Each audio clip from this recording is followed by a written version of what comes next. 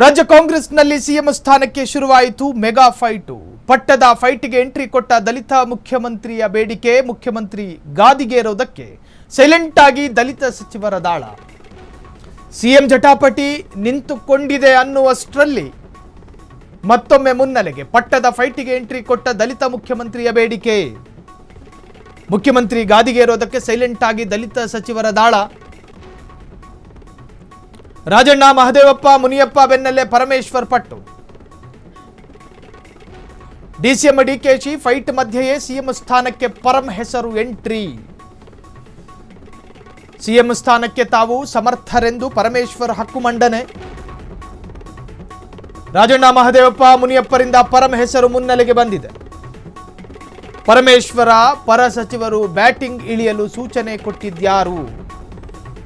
CM Siddaramaiah ಸೂಚನೆಗೆ ಕಾಯ್ತಿದ್ದಾರಾ ದಲಿತ ನಾಯಕರು ಅನ್ನೋ ಪ್ರಶ್ನೆಗಳು ಉದ್ಭವಗೊಂಡಿದೆ. ಸಿದ್ದರಾಮಯ್ಯರ ಬದಲಾವಣೆ ಮಾಡಿದ್ರೆ ದಲಿತ ಸಿಎಂ ಕೂಗು ಮತ್ತೆ ಜೋರಾಗುತ್ತೆ. ಸಿದ್ದರಾಮಯ್ಯರ ನಂತರ ರಾಜ್ಯದಲ್ಲಿ ದಲಿತ ನಾಯಕ ಆಗ್ತಾರಾ ಸಿಎಂ ಅನ್ನೋ ಪ್ರಶ್ನೆಗಳು ಉದ್ಭವಗೊಂಡಿದೆ. ಸಿಎಂ ಸ್ಥಾನಕ್ಕೆ ದಲಿತ ನಾಯಕನ ಆಯ್ಕೆಗೆ ನಡೆಯುತ್ತಿದೆಯಾ ಮೆಗಾ ಪ್ಲಾನ್?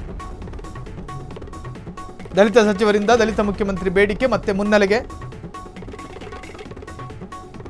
ರಾಜ್ಯ ಕಾಂಗ್ರೆಸ್ನಲ್ಲಿ ಸಿಎಂ ಫೈಟ್ ಈಗ ವಿಪರೀತವಾಗಿ ನಡೀತಾ ಇದೆ.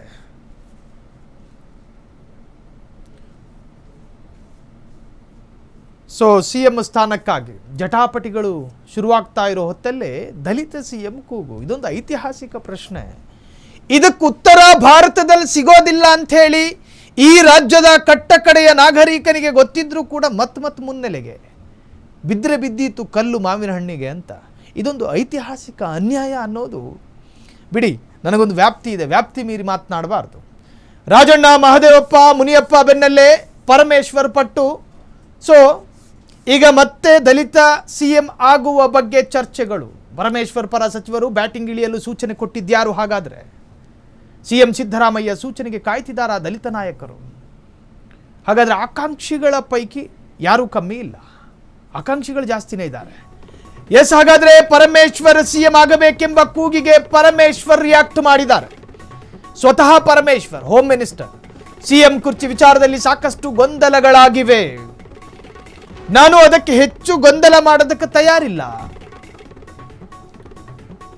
ಅನೇಕರು ನನ್ನನ್ನ ಪ್ರಶ್ನೆ ಕೇಳ್ತಾರೆ, ಅಭಿಮಾನಿಗಳು ಅಲ್ಲಲ್ಲಿ ಸಿಎಂ ಕೇಳ್ತಾರೆ, ಸಿಎಂ ಆಗಬೇಕು ಅಂತ ಘೋಷಣೆ ಕೂಗ್ತಾರೆ. ನೋಡಿ ಅವರ ಇಂಗಿತ, ಅವರ ಆಸೆ. ಇದಕ್ಕೆಲ್ಲ ಉತ್ತರ ಹೈಕಮಾಂಡ್ ಕೊಡಬೇಕು ಅಂದ್ರೆ ನನಗೂ ಆಸೆ ಇದೆ, ಕೊಟ್ರೆ ಆದೀತು ಅಂತ. ಹೈಕಮಾಂಡ್ ತೀರ್ಮಾನ ಕೈಗೊಳ್ಳುತ್ತಾರೆ. ಯಾವಾಗ?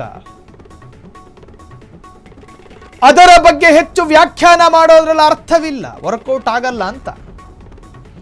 ಯಾಕಂದ್ರೆ ಅದರ ಬಗ್ಗೆ ಉತ್ತರ ಸಿಗೋದಿಲ್ಲ. ಬಂತಲ್ಲಿಗೆ ಉತ್ತರ ಸಿಗಬೇಕಾಗಿರೋದು ಹೈಕಮಾಂಡ್ನಿಂದ.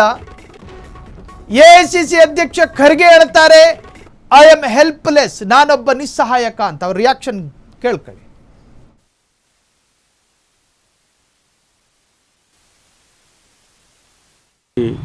ಅವರ ಎಕ್ಸ್ಪ್ರೆಷನ್ಸು, ಅವರು ಈಗಾಗಲೇ ಸಾಕಷ್ಟು ಗೊಂದಲ ಆಗಿದೆ. ನಾನು ಅದಕ್ಕೆ ಇನ್ನೂ ಹೆಚ್ಚು ಗೊಂದಲ ಮಾಡೋದಕ್ಕೆ ತಯಾರಿಲ್ಲ. ಅನೇಕರು ನನ್ನನ್ನು ಪ್ರಶ್ನೆ ಕೇಳ್ತಾರೆ, ತಾವು ಕೇಳಿದಾಗ ಕೇಳ್ತಾರೆ. ಅಭಿಮಾನಿಗಳು ಅಲ್ಲಲ್ಲೇ ಅವರು ಆಗಬೇಕು ಅಂಥೇಳಿ ಅವರ ಎಕ್ಸ್ಪ್ರೆಷನ್ಸು, ಅವರು ಈಗ ನಾವು ಯಾವುದೋ ಕಾರ್ಯಕ್ರಮಕ್ಕೆ ಹೋದರೆ ಹಿಂದಿನಿಂದ ಎಲ್ಲೋ ಕೂಗ್ತಾರೆ.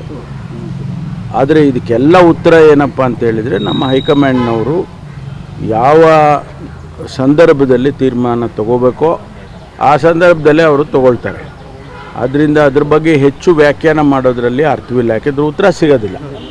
ಉತ್ತರ ಸಿಗಬೇಕಾಗಿರೋದು ಹೈಕಮಾಂಡ್ನವ್ರು ಏನು ತೀರ್ಮಾನ ಮಾಡ್ತಾರೆ ಅದನ್ನು ಮಾಡ್ತಾರೆ. ಆದರೆ ಸರ್, ಶಾಸಕರುಗಳು ಕೆಲವರಿಗೆ ಅವರವರ ನಾಯಕರುಗಳಿಗೆ ಲಾಬಿ ಮಾಡ್ತಿದ್ರೆ, ನಿಮಗೆ ಕಾರ್ಯಕರ್ತರು ಲಾಬಿ ಮಾಡ್ತಿದ್ದಾರೆ, ನಿಮ್ಮ ಫ್ಯಾನ್ ಫಾಲೋವರ್ಸ್ ಲಾಬಿ ಮಾಡ್ತಿದ್ದಾರೆ. ಲಾಬಿ ಅನ್ನೋದಕ್ಕಿಂತ ಅವ್ರ ಅಭಿಪ್ರಾಯ ತಿಳಿಸ್ತಿದ್ದಾರೆ. ನಾನು ಯಾವ ಲಾಬಿನೂ ಮಾಡೋಕ್ಕೆ ಹೋಗಿಲ್ಲ.